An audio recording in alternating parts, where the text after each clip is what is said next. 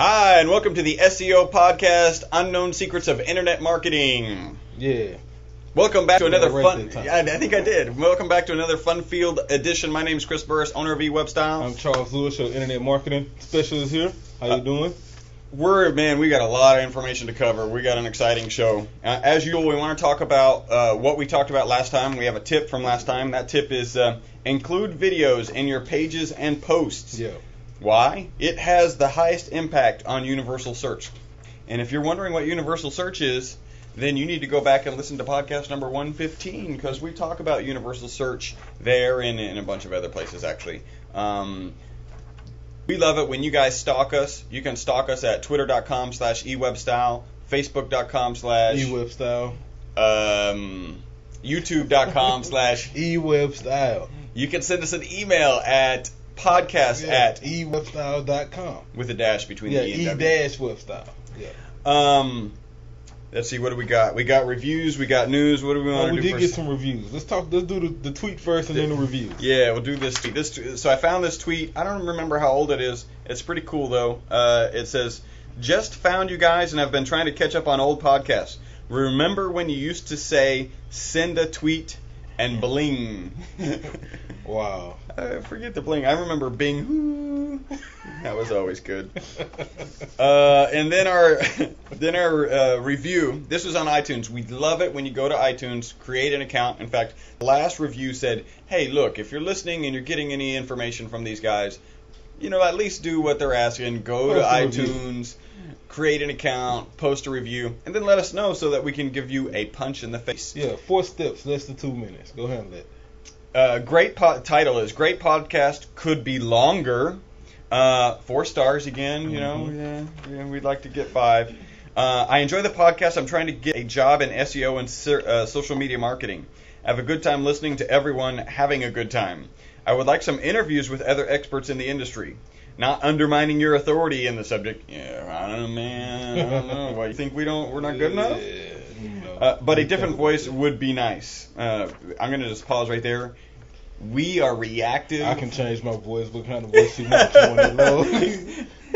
We are reactive to all of the needs of our clients, so we will do a old lady voice for the rest of this show. That's an old lady. Did that sound like a hip teenage girl? No, it didn't sound like that. Dude, old man. I'm gonna keep that to myself. Okay. We actually are going to interview somebody on our next podcast, so make sure you tune in for that. Continuing with the review. Also on the technical side, some sort of compressor limiter on the microphone would be great. Some of you are really quiet, others are louder. When I turn up the headphones to hear the quiet ones, someone will laugh really loud and kill my ears. We are sorry. We're glad that we're having a good time and laughing. We're sorry that's killing your ears. We have kind of in process, we're going to work on getting some better mics. 1-800-OUR-BAD. Our bad. 1-800-donate some mics. Keep up the good work. I'm looking forward to more punches in the face and blank stares. So, yeah, that was good. That was from Kevin Noreen. And he didn't give us any more information. Maybe he'll go to facebook.com/ewebstyle, give us his website. Yeah, although he says he's looking for a job. Yeah, hit us up, Kevin, man. We'd like to, show you some link love and follow you on Twitter and all that there. Appreciate the review, too. All right, so a little bit of news. We've got, hey, don't forget. I have to write this down because sometimes I forget. Well, you can't forget. We are your friendly... I should write it down. Yeah, you write it down. That's how you don't forget. We are your friendly local top position snatchers, where our mantra is... Don't be a douche. Don't be a douche. And I want to mention this time, we are doing another podcast. It's actually a video podcast also. Although this podcast that you're listening to right now is primarily audio, the video is available. You can get the video at our YouTube page. You can get the video at our /E-Webstyle. Exactly. You're all over that. Yeah. And on our Ustream page, we have another podcast on our Ustream page. It is our Servo Unknown Secrets to SEO. I'm in like motor mode. Search engine visitor optimization. Basically, what your people do when they land to your site. Do they bounce or do they take action? We want to help you. Do they convert? And so the whole purpose of that podcast is to help you figure out what you can do to your site to turn traffic into paying clients. So how's that work? It sounds like it would be great. I'd love to have an analysis of my website. How would I do that? Go to e-webstyle.com. Pretty simple. Right column, there's a form. Give me your name, your email, your phone. Put your web address in there. Fill out the code. Hit submit. I'll get this email personally. Chris will get it. And when we do our podcast, we'll review your site live. And that's the Unknown Secrets of Search of Website Analysis podcast. Yeah. It's not an official podcast, so you do need to go to the Ustream page and find it over there. We've got a lot of good responses from the analysis that we have done. The analysis. Is it? I don't know. We're gonna have to look that up. Somebody Google that somewhere. Someone. And we've gotten some great response. So we have a lot of fun with it. We're not like brutal. We're not trying to hurt anybody's opinion. If it's a really well done website, we point out what's actually good about it. Yeah. So that maybe you can even focus on that a little bit more. And we've got some great feedback from a lot of great feedback. The New York Park guy wrote back. Central Park guy. 70% increase in video watches, wasn't it? Yeah. For something we did. I mean, and truthfully, it's a great deal if you're a business owner and you just want some feedback on your site. Fill it out. It's not, heavily sales pitched. We're not, call us. Although if you do, great, but that's not really the focus. Focus is to help you, really. Exactly. We love giving back to the web community. All right, a little bit of news. I'll blow through this because we're time limit is pushing it. Apple topples Nokia as largest smartphone provider. I thought that was an interesting thing of note. Apple top Nokia. So Nokia used to be, because they had so many, and especially in foreign countries. And remember, Apple, China has 4 times the population and 2 stores. So, by the way, there's actually 3. One of them is a fake store. I was reading they have fake Apple stores in China. At least one. It's called Crayon Apple. Crayon Apple. Who was the dude who Johnny Appleseed? He's spreading little Apple stores everywhere. That's how the story is going to change, right? There was Johnny Appleseed, and he realized that there was not enough ways for people to purchase apples, so he started. All right, this I thought was cool. Clearwire, the wireless wireless internet provider. Mm-hmm. They're going to join up and utilize the LTE Advanced Ready technology. So they've already got 4G. They're going to go to LTE Advanced Ready. Guess what download speeds this wireless connection gets? It sounds like a loaded question. Only because I'll give you a guess, but then I'll tell you why I say that. My guess is probably over 100. Yeah. Good guess. Okay, what's the number? 120. All right, it's not bad. 120 MIPS download. Like, offices don't have 120 MIPS download, and you can get it on your wireless communications. Well, the thing is, I know a few people with that, and they all complain that it's too slow. Oh, really? Yeah. Well, maybe that's related to the device they use. I mean, that's a possibility, right? Yeah, it's a strong possibility. Yeah. And then the other news today is Google Crawl. So this is really spot on, right? What we do. It's SEO related. Have you ever finished a website? And this is, less true in our situation. When we finish a website, we usually add them to our portfolio. Google indexes our portfolio or crawls our portfolio again. And then boom, that website shows up in the index. If you just finish a website and you don't have a portfolio or you don't have a page that's already been indexed, how do you get indexed? You submit it. You submit it. The old way you used to be able to go, and you still can. I won't say used to be able to. You go to Google Webmaster Tools, log in, submit your URL, right? Over and over and over again. And so now they've released several new ways to do that. You were talking about crawl. Yeah, in Google Webmaster Tools, you can also create a sitemap and submit the whole sitemap, which has a lot of value. And now Google's come out with Google Crawl, which is apparently available in Webmaster Tools somewhere. We haven't looked to try and find it yet. Excuse me. They do recommend using sitemaps. Yeah. There is just public requests in general, so I tend to use that sometimes if I don't feel like logging into Webmaster Tools and going through that whole process of just like let me just resubmit this particular URL. Yeah, so what you want to make sure you do, for all webmasters out there or people doing SEO especially, Make sure you have your sitemap on your site.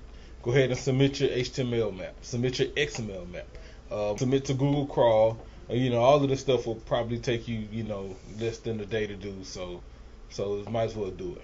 And this is an example of where maybe you've got latest and greatest news with SEO, and you're going to get some sort of coup. That's not the right term. There's a newspaper term where you actually get you're the first one to report it. Oh, breaking news. Breaking news. There's some other something else. Almost exclusive, but it's still not exclusive. Anyway, so when you log into Webmaster Tools, you already defined your website in Webmaster Tools typically, and you can actually submit. It allows you to submit one page in that domain. So again, if you updated that page and you want that information out there quickly, you think people might be searching for it soon or immediately, then that's a great way to make sure that happens really quickly. So yes. On one more thing about the crawl, Google. Google did put a limit on there, like 50 submissions. The angrier, meaner twin of Google. Let me make a graphic about that. Yeah. Yeah, but 50 submissions, that's it, and I think it's 50 per day though. So. And so if you need more than that, you might as well use the site map. Wait till tomorrow. Wait till tomorrow. 50 more. Start doing it at 11:45, and then you get 50 and 50, depending on when their cutover is. All right, so we've got content. We've covered that. We've got content. I liked this one. Yeah. So this is great. We were just talking about our SEO website analysis, and we found a couple of articles. Here's an article. The title of the article, this is from Search Engine Journal, and it says applying landing page best practices to boost conversions. Yeah.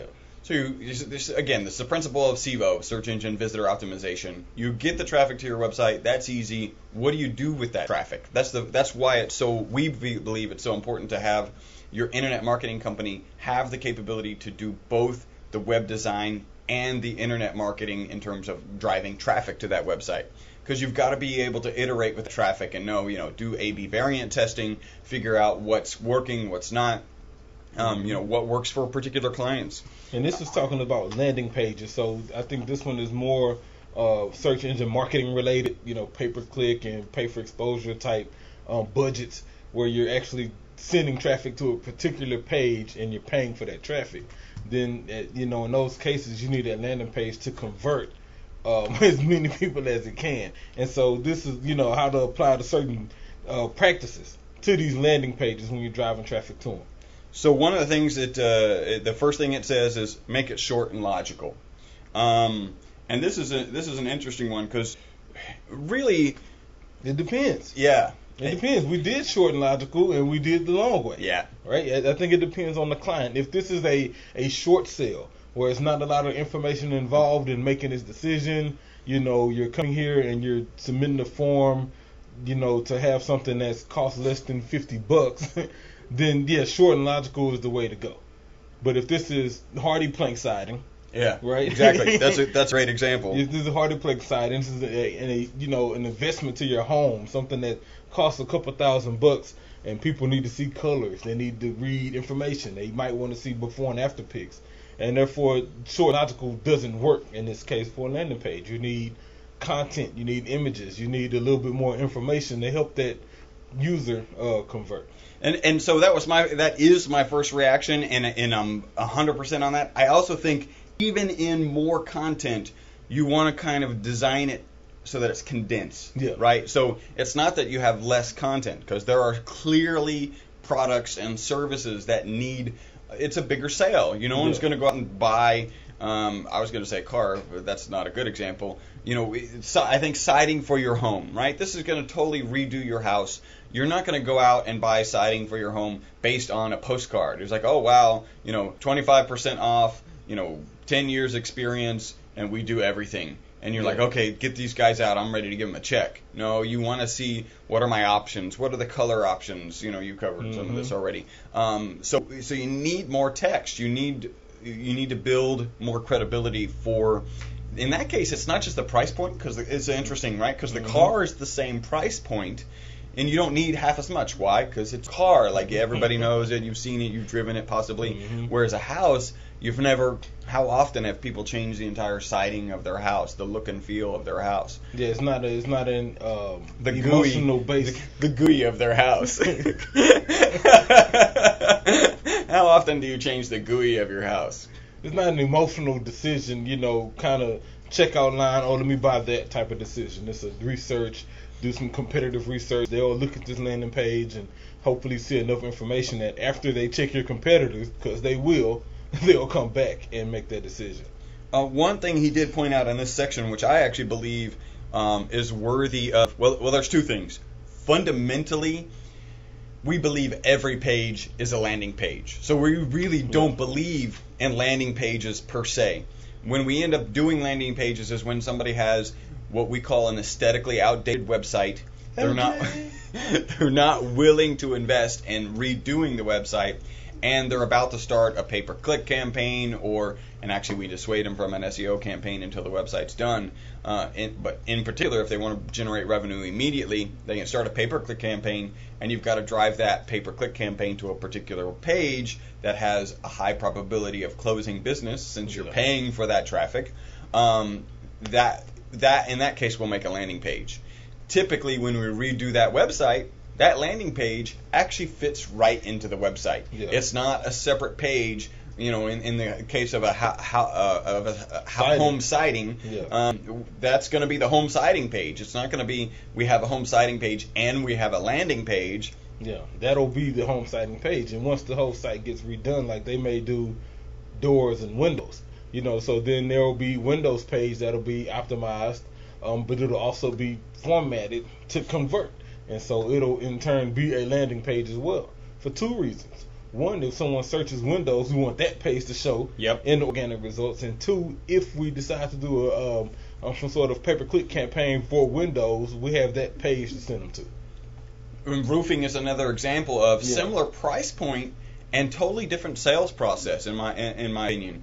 Because most roofing gets done with insurance, right? There's been, at least in Houston, you've had hail damage to your roof or hurricane damage to your roof, and you end up bringing out insurance and it gets paid. So now you're just looking for somebody to take care of the job. Who can do it fast, who's available, and who can come today. So that page isn't about, the colors and textures and stuff we can do.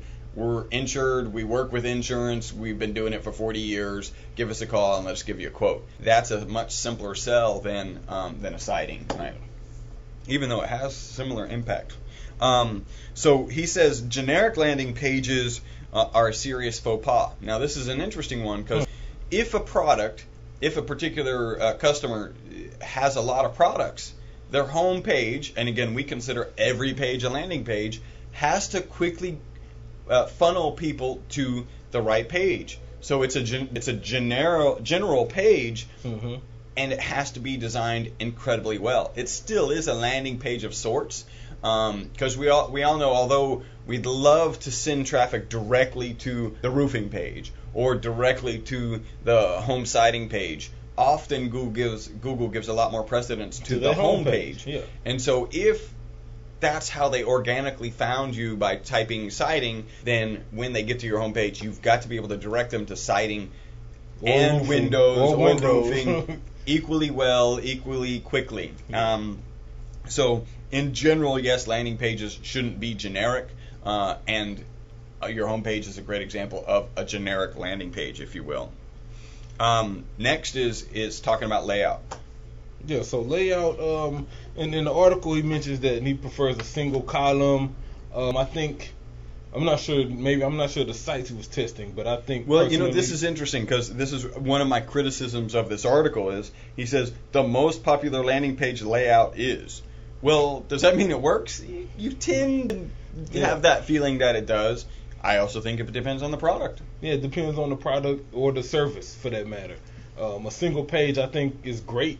Most single page, when I think single page landing page, I think long sales letter, super long, CTA right, at the bottom, very emotional, and personally, I run from those. I don't have time to read all that. No, I just know that I'm about to get sold. And I know. And so I hit my back button. And I think the 2 column or even 3 columns, they give the appearance that it's an actual website you're visiting and not just a landing page. And so the clients tend to stay a little bit longer, especially if there's some sort of navigation, not necessarily the full site navigation, but at least some similar navigation to other pages on that site. I think the client won't feel like they're getting sold. They're prone to search and look for more information, and that conversion will be higher. Yep. And one of there are some interesting stats that he gave here. Again, these are stats of what do landing pages look like. There's a big difference in landing pages between B2B and B2C, so business to business and business to consumer. 50% of B2B landing pages are set up in boxes, as compared to only 15% of B2C layouts. Postcards are more common in B2C landing pages. I'll tell you, my belief is a lot of this has to do with web designers actually not what I was talking about, not having the experience of actually driving traffic there. Postcard layouts can work with air conditioning, right? They can work with plumbing, roofing, where you're just looking to get somebody out there. They will not work, and this is from experience, with the longer, broader sale like siding. I think even landscaping. If you're really looking for landscaping and not just a dude to cut your lawn, you're going to spend some time. You want to see some of the work that they've done, maybe some before and after pictures. Certainly, what you want to see on siding. Kitchen remodeling. Another example where you definitely want to see before and after pictures. You want to build some credibility. See what you've done, who you've worked with, how long you've been doing it, all of that. So, postcard is not going to work. And be honest here, that's from experience. From a bad experience. So we've redone that. Minimize the number of links. Links,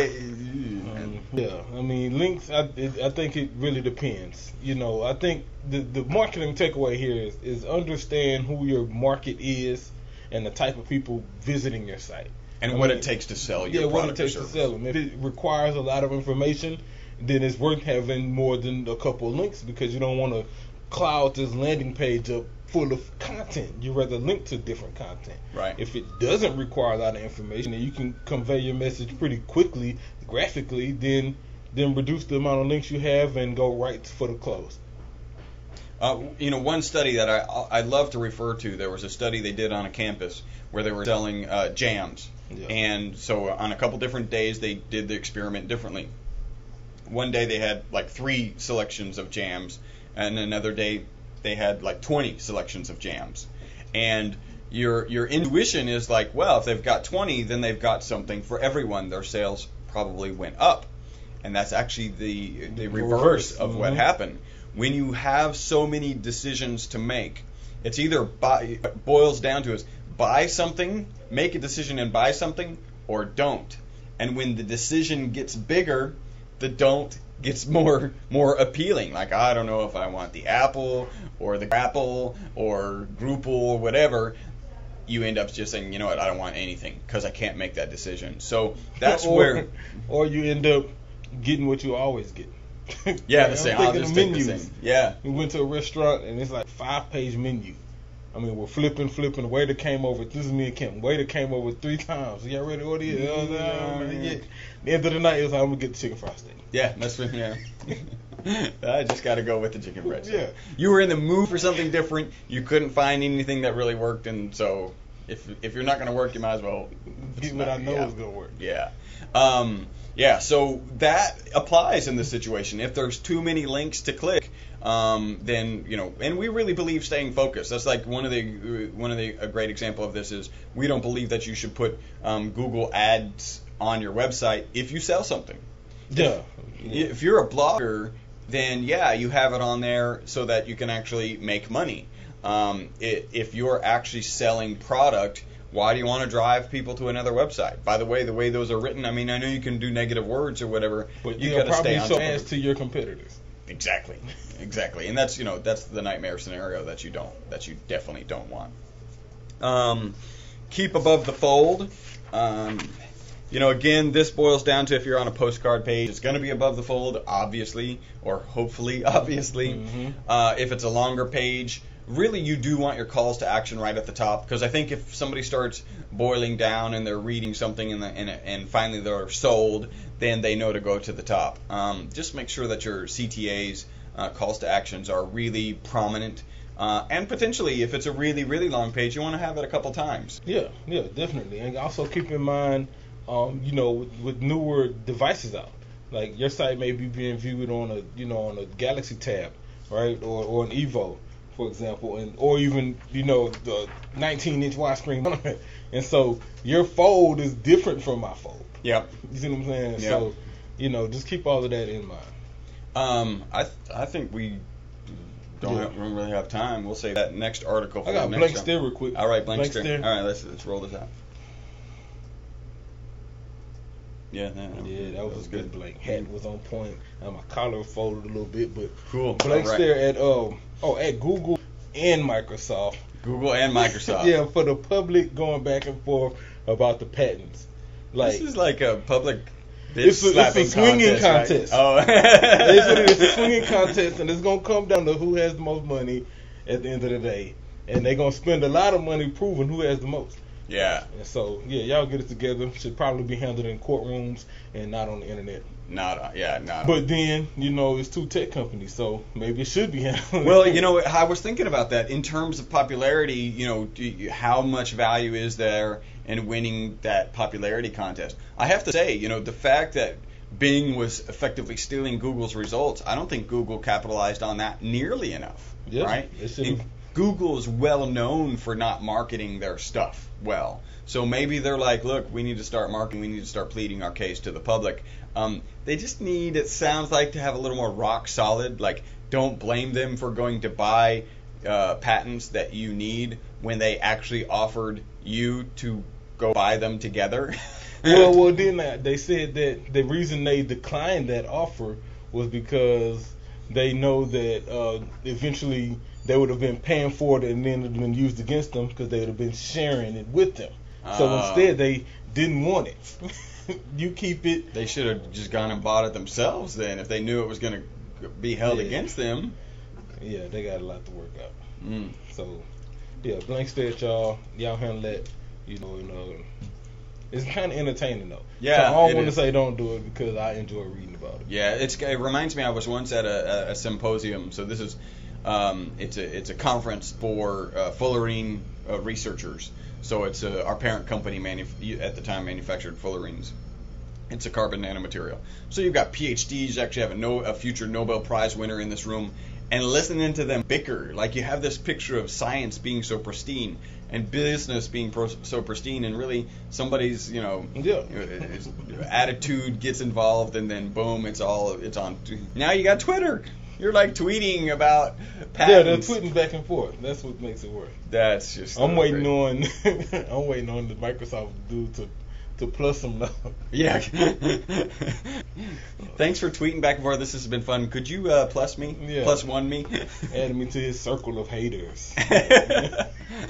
All right, you guys have been listening to the most popular SEO podcast on iTunes. That is because of you. We really appreciate you guys. We do broadcast the video on Friday mornings. Actually, next week it's going to be Wednesday because I'm going to be out of town Thursday, Friday. So next week on Wednesday we will be having our podcast in the morning. That will actually start at 10 o'clock a.m. sharp. So make sure you tune in. You can find our podcast. The best way to find podcasts and the information, you've probably found it. If you go to our page, e-webstyle.com/SEO podcast, you will find all sorts of links to how to listen to our podcast, how to subscribe to our podcast, how to view our Ustream podcast, all of that stuff. So we really appreciate you. Go ahead and make a review. In fact, you can also go to podomatic.com. Find us there and like us there and make an account and all sorts of stuff. We'd appreciate that as well. Yeah, search SEO. Do this for me. Do this for me because I'm running some tests. I'm doing analytics. Go to Google. Search SEO podcast. When we show up on the first page, because we should, +1 us. Yeah. +1 us. Let's see what happens. Yeah, I'm doing some testing, some analytics and stuff like that. So just help me out. We'll get the results to you guys later. All right, this has been a great podcast. We'll see you guys next time. Until then, my name is Chris Burris. Charles Lewis. Bye-bye for now.